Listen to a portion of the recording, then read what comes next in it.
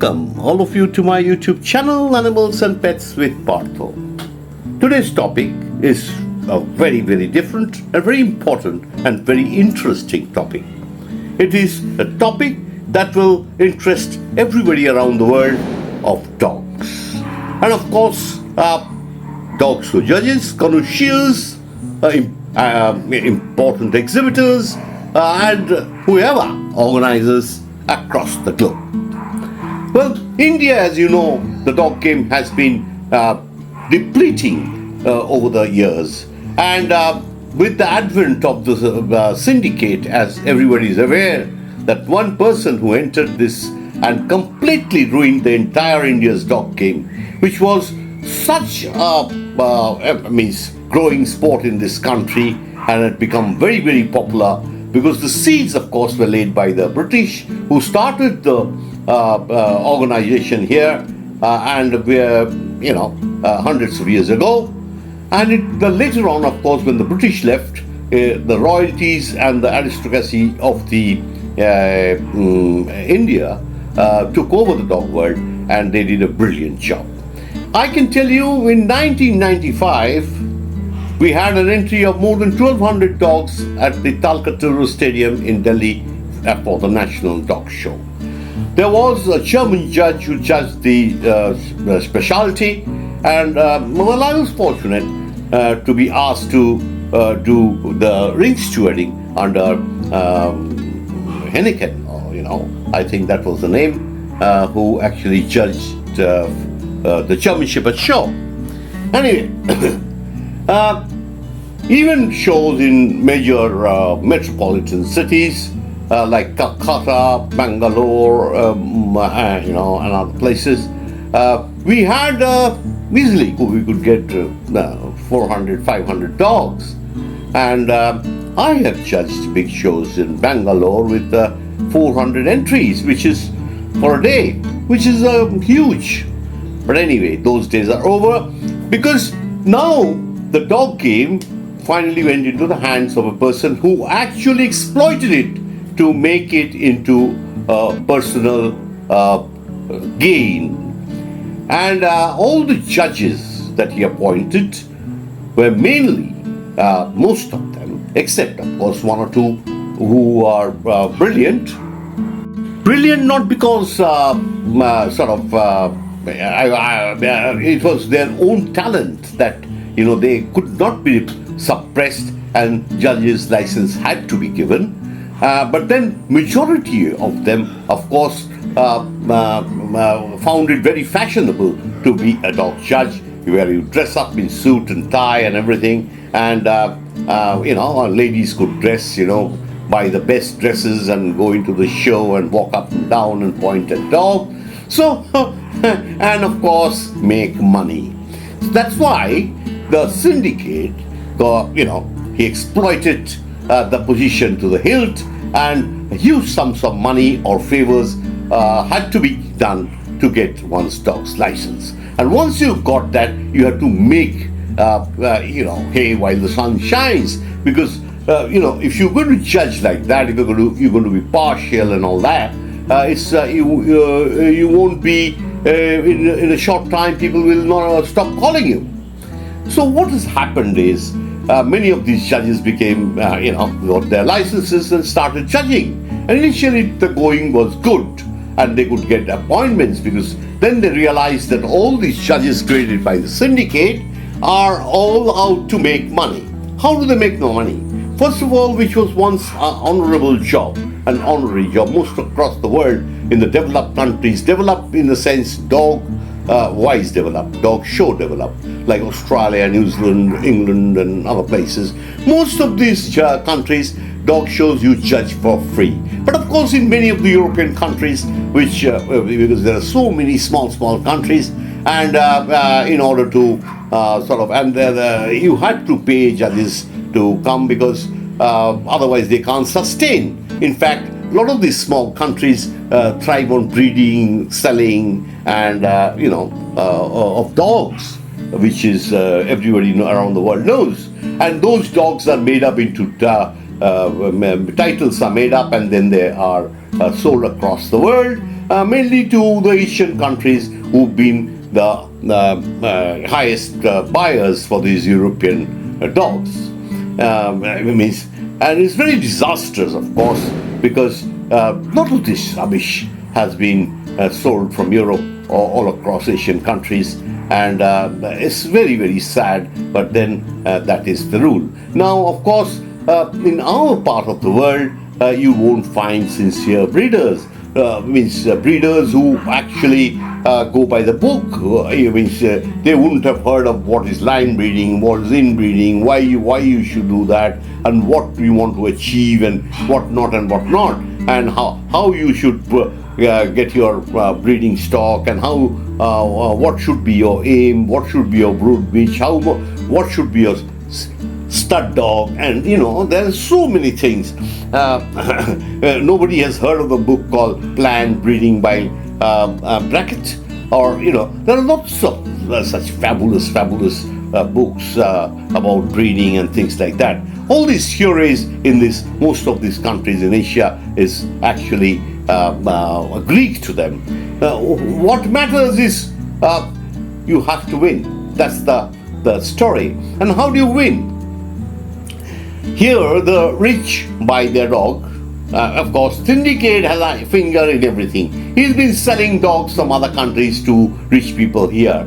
And those dogs, of course, are guaranteed to win, because the European judges who will be coming, they know the dogs. And not only know the dogs, they will know the handlers who will be later on brought in to handle those dogs. The beautiful ladies with, fair-skinned ladies with very fashionable dresses, very small fashionable dresses. They would front round the ring, and of course the judges all know them, and the obvious result is that they are going to win. So the entries have completely dwindled, and that's the situation. Now let me come to the income of Indian dog show judges. The fees, they started off with fees some years back, after, of course, the Syndicate started it. And I remember he was telling me that I'm going to just keep on increasing the fees continuously. So, I just kept quiet on the issue, and of course, I'm not, I knew that those sad days were going to come. Now, there's a fee of, say, I will tell you in dollars so that people around the world can understand. About $250 is an official amount that you get to charge a dog show organizers for a day's judging. Then comes, if you're judging specialty shows, maybe 10 or 15 dogs in each breed. If you judge 2, 3 specialty or 4 specialty, which the Syndicate has done many times in Calcutta and other places, I'm sure, which is 15, that is about 200, it's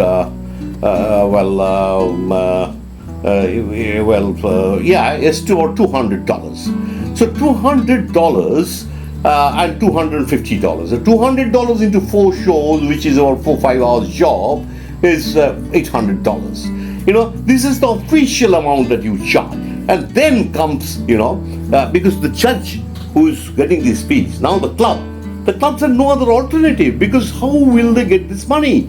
There is, they sign a contract, you're going to pay, you have to pay this amount to the Indian judges, and you have got the hotel and other things, of course, or added on, 3-star accommodation or 4-star or whatever, and travel and this and that and all expenses.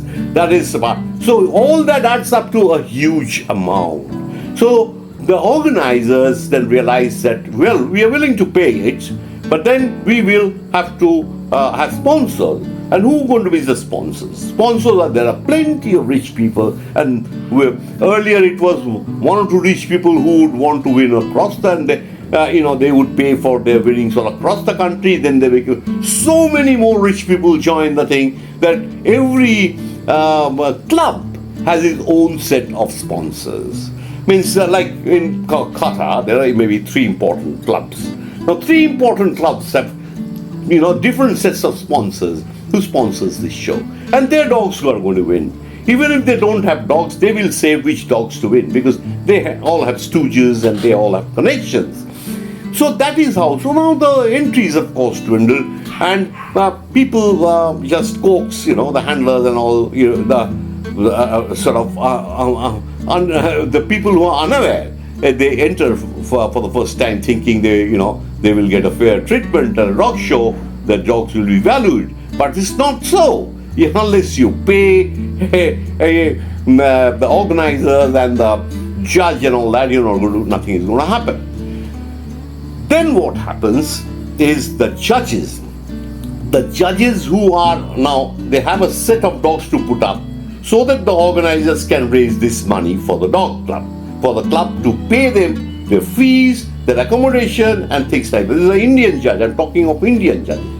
On the side, after having done that, he has lots of other awards which are open. Now the open is challenge certificates in breeds, then group placement, reserve group placements.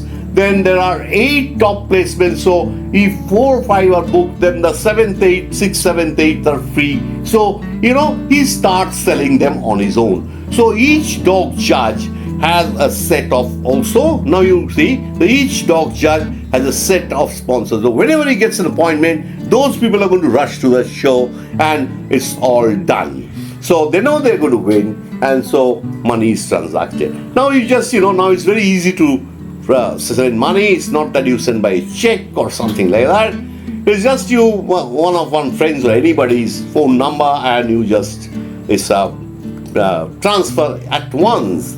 And as soon as the money comes in, your show means the judge, you're sure going to win. The judge gets the information from, he doesn't have to give his own account number. And even if he does so, it could be for anything else. It does. So it doesn't matter actually.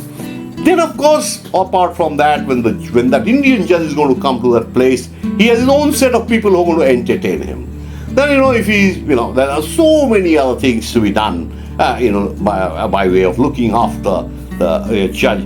It's all because rich people, they enjoy. It's a time for party. Dogs are going to win. They maybe, So it all makes sense, I think.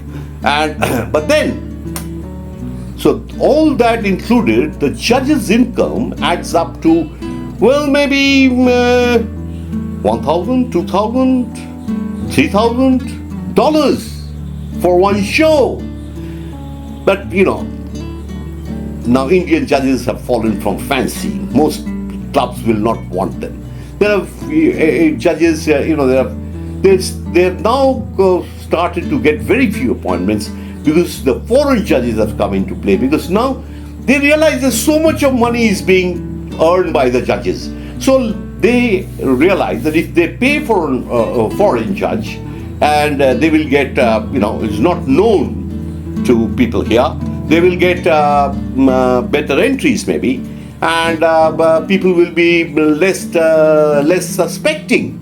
So what he does is that judge is just paid his travel, which is a free, comes on a tourist visa, and then he gets a huge, quite a good pocket money, or shopping money, and then he gets good looking after and all that. But then no fees. The fees is that you get a free holiday and a free trip to India. That is the fees. And so a judge who comes later on, he contracts other judges, his friends, and sends them over. So there is growing. There's a coterie of judges who are coming to India mainly from Europe, who are fully aware what they need to do when they come to India to judge dog shows run by the syndicate. So, means, of course, there are exceptions. We have 1 or 2 or whatever judges that I can count in my fingers. They won't be bribed. They won't take money. It's there. And of course, all across the world, there are very, very honest judges, and they have great reputation, who wouldn't bother. It's very difficult even to get their appointments, to get them to come to India or anywhere. So, they wouldn't bother to take money. They have a lot of self-respect. But others know that if we don't oblige or don't agree, we don't get the trip. So, it's worth going to India and judging before I die. It makes sense, doesn't it? We all want to do a lot of things before we die. And so a lovely holiday in India, of course, why should it go a begging?